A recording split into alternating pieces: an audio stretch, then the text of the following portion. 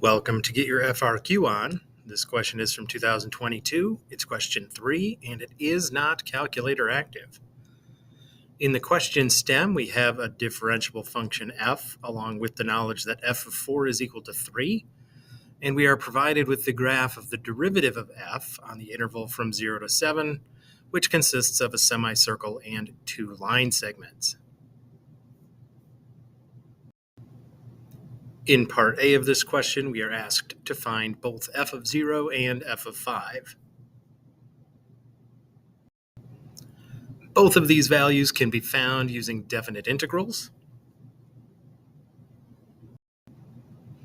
F of 0 is equal to f of 4 plus the integral from 4 to 0 of f prime of x dx, which is 3 minus the integral from 0 to 4 of f prime of x dx, which is 3 minus negative 2 pi, which is just 3 plus 2 pi. Similarly, f of 5 is f of 4 plus the integral from 4 to 5 of f prime of x dx, which is 3 plus a half, or just 3.5. In part B of this question, we are asked to find the x-coordinates of any points of inflection of the graph of f on the interval from 0 to 7 and to provide justification. So the function f will have a point of inflection anywhere f double prime of x changes sign. This is going to correspond to any relative maxima and relative minima on the graph of f prime of x, which, as you will recall, is provided. One important thing to note here is that it is not necessary for f double prime of x to actually equal 0 for the graph of f to have an inflection point. Based on the graph of f prime of x, the graph of f will have points of inflection at x equals 2 and x equals 6. And just a reminder that when you justify your conclusions in an AP Calculus free response question, you always want to tie it to the given information. And if you're not going to tie it to the given information, you're going to have to describe how you know what you know based on the given information. In part C of this question, we define a new function, g of x equals f of x minus x, and we are asked to find the intervals for which the function g is decreasing for x between 0 and 7.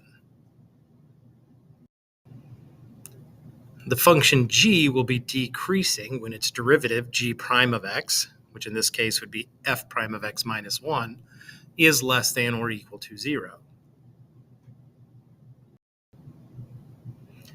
G prime of x equals f prime of x minus 1 will be less than or equal to 0, will be true when f prime of x is less than or equal to 1.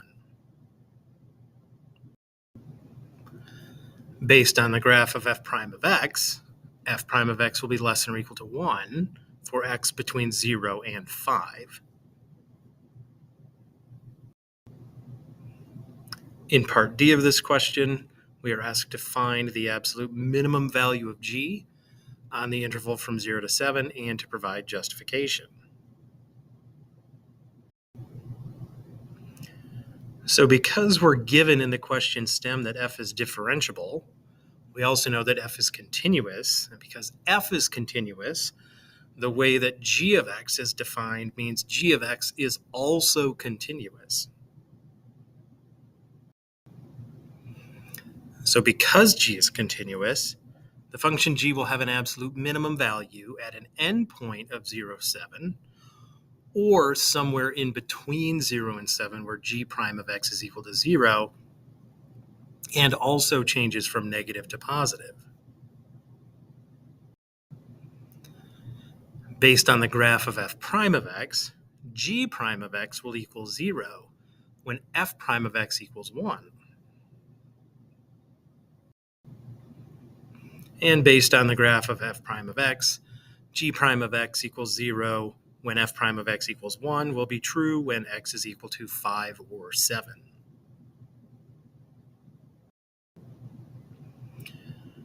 So g of 0, by definition, will be f of 0 minus 0, which is f of 0, which we already found. That's 3 plus 2 pi. And we want to note that this is greater than 9.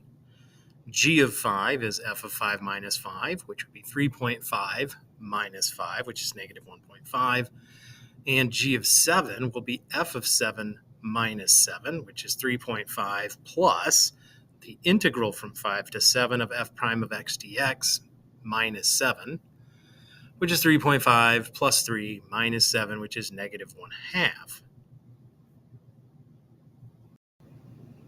And therefore, we conclude that the absolute minimum value of g on the interval from 0 to 7 is negative 1.5. If you like the AP Calculus free response question solutions and want more of them, don't forget to like the videos, subscribe to the channel, and you can also find me on X at x.com/getyourfrqon.